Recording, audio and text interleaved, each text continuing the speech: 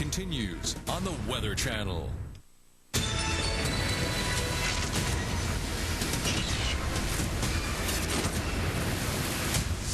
Hurricane Ivan is now starting to lash the panhandle of Florida. I'm meteorologist Mike Bettis live in Pensacola. We'll have an update for you straight ahead.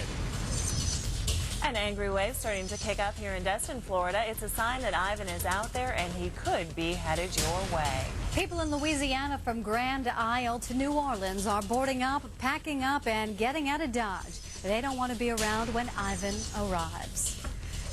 And Ivan is making a big showing here, already coming to the top of this dune. That's 8 feet from where sea level is right now. That's just the wave action. That's not even talking about the surge. We'll talk about that and the trouble it'll take to get off this island in just a moment. Hey, Jim is in for a doozy of a day. Good afternoon. I'm Alexandra Steele. And I'm Nicole Mitchell. Thank you for joining us. We're in storm alert right now as we continue to track Hurricane Ivan. The initial rain bands from Ivan already approaching the northern Gulf Coast and conditions going downhill from here. We are seeing high waves already as Hurricane Ivan approaches the Alabama portion of the Gulf Coast. This is what it looks like at Gulf Shores, Alabama, just west of Pensacola. We're already seeing wind gusts of 30 miles per hour, and those winds are on their way up. All right, take a look at this. These are the latest wind gusts right now around Pensacola, 29 miles per hour. Mobile at 30. New Orleans, 38 miles. Right now, the northern eye wall, yeah, you see that right there in the middle, 175 miles south of Mobile, Alabama. Again, hurricane warnings are posted from Apalachicola westward toward Grand Isle, and certainly conditions only deteriorating as we head through the afternoon.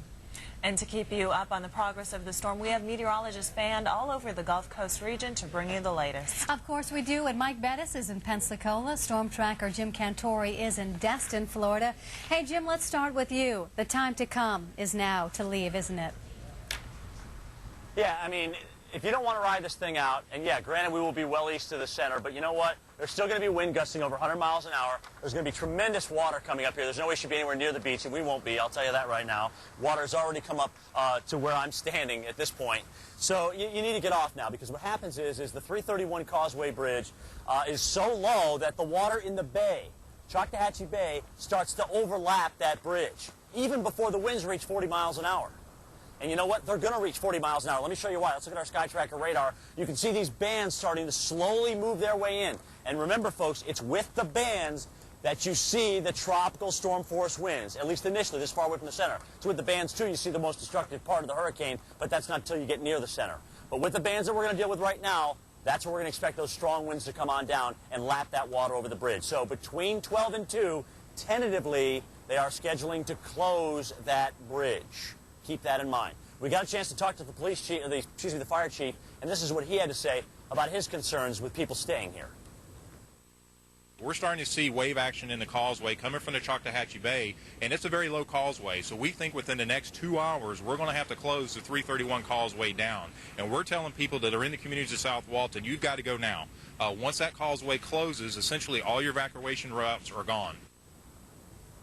And that's exactly what we hear. Our team is beginning to evaluate now and talk about, hey, should we get on the other side of this thing, or is it going to be far enough to our west where we can actually take it here? We'll obviously let you know. But behind me, the Gulf of Mexico is showing no mercy, and it's going to get a lot worse before it gets better. Let's head off to my west. Rain's been a little bit heavier there. Wind also been a little bit stronger, too. Meteorologist Mike Bettis has a live report for us. Mike, how's it going, man?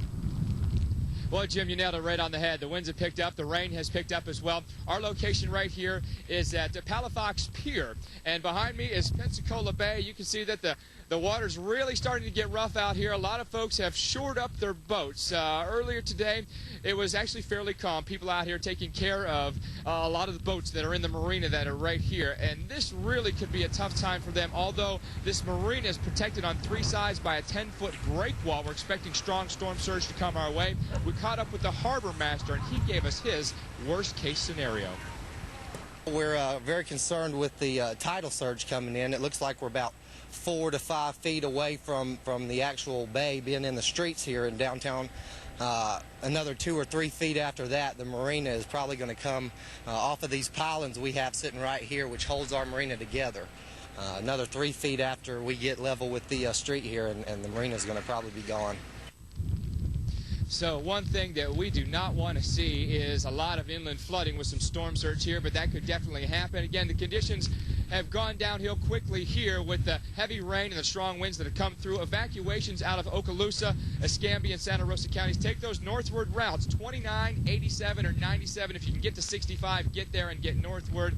As you know, Alexandria, all lanes northbound on 65 now. And whoa, a lot of folks getting out as quickly as they can, those that are remaining right now.